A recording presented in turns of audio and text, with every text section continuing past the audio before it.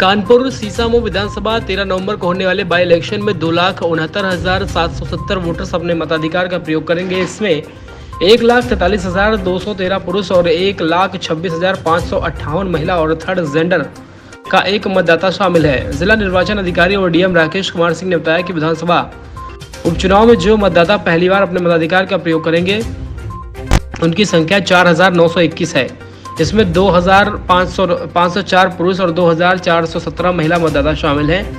इसके अलावा 1,188 दिव्यांग मतदाता भी शामिल हैं। उन्होंने बताया कि सीसामऊ में 80 वर्ष से अधिक हैं और उनकी संख्या भी 2,914 है। यह सभी मतदाता विधानसभा क्षेत्र के 46 मतदान केंद्रों में 275 पोलिंग बूथ पर वोट डालेंगे। बाई इलेक्शन के लिए एक पिंक बूथ बनाया जाएगा जिसमें सभी महिला मतदान कर्मी शामिल रहेंगे।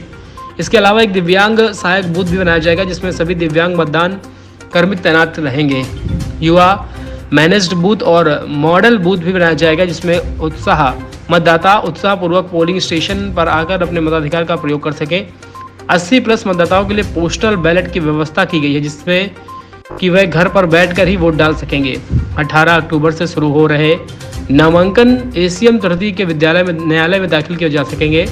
जिला निर्वाचन अधिकारी ने बताया कि उपचुनाव के लिए 550 बैलेट यूनिट और 550 कंट्रोल यूनिट और 550 वीवीपैट मशीनों की व्यवस्था करेगी। उन्होंने बताया कि उपचुनाव के ऐलान के साथ ही सीसामऊ में आदर्श आचार संहिता प्रभावी हो गई। ADM city doctor Rajesh Kumar को आदर्श आचार संहिता का नोडल अधिकारी बनाया गया। चुनाव कराने के लिए पर्याप्त फोर्स का भी बंदोबस्त किया। सीसामऊ चुनाव की जो अधिसूचना है वो 18 अक्टूबर को लागू होगी। 25 अक्टूबर तक नॉमिनेशंस लिए जा सकेंगे। नाम वापसी की जो तारीख है वो 30 अक्टूबर है और 13 नवंबर को मतदान होगा और 23 तारीख को मतगणना होगी। 23 नवंबर को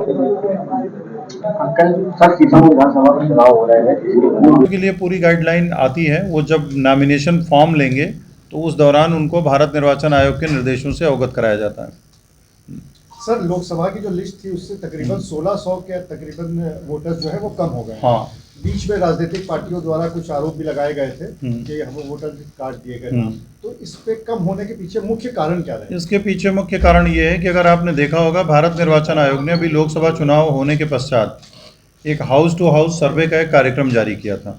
हम सभी जानते हैं कि हमारा कानपुर महानगर है, इसमें जो है वो फ्लोटिंग पॉपुलेशंस भी होती हैं, बहुत सारे लोग काम करते हैं, बहुत सारी यहाँ पे सरकारी कॉलोनीज़ भी हैं जिनमें सरकारी कर्मचारी रहते हैं। जो समय के जून महीना जो है, जून से मार्च अप्रैल मई जून जो है ट्रांसफ़र सीजन्स भी होते हैं जिसमें बहुत सारे लोग रह रहे होते हैं, फिर नए लोग आ जाते हैं।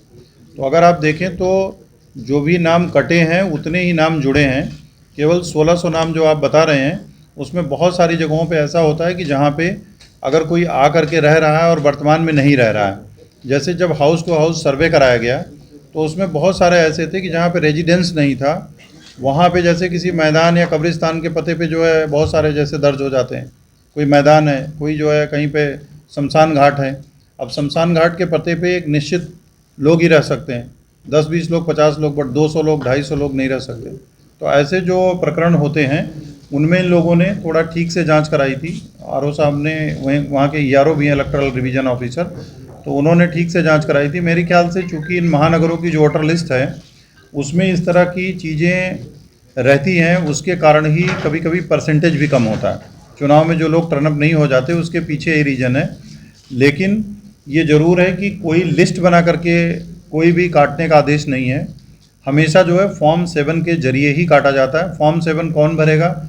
या तो उस घर में रहने वाला कोई आदमी भरेगा, या उसके अड़ोस पड़ोस के रहने वाले कोई आदमी भरेंगे, या उस एरिया का कोई जो है कोई भी व्यक्ति जो है वो भरेगा, तभी जो है उसका नाम डिलीट किया जा सकता है। कोई भी डिलीशन सुओ मोटो या कोई लिस्ट बना के नहीं किया जाता है।